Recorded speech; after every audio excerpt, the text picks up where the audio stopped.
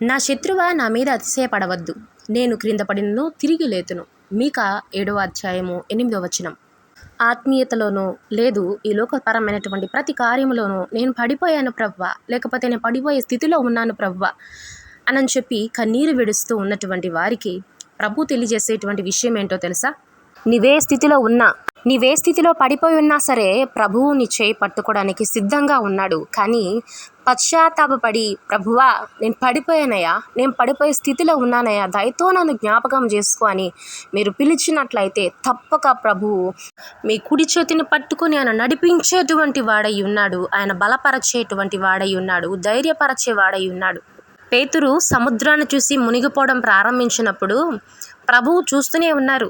ఎప్పుడైతే తను స్వరమెత్తి ప్రభువా నన్ను జ్ఞాపకం చేసుకో అని తను పిలిచాడో అప్పుడు ఖచ్చితంగా ఆయన హస్తం అందించి ఆఖరి వరకు ఆ దోణిలో అక్కడున్నటువంటి శిష్యులందరితో పాటు ఆయన పయనించాడు.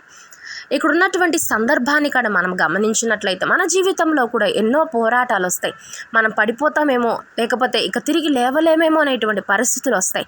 ఆ సమయంలో ప్రభువా నన్ను జ్ఞాపకం చేసుకో అని మీరు ప్రభువు వైపు చూసినట్లయితే తప్పకుండా ఆయన మిమ్మల్ని విడిపించి ఆయన బలపరచి నిలబెడతాడు. ఆయనకు అసాధ్యమైనది భూమి మీద ఏది లేదండి. God bless you.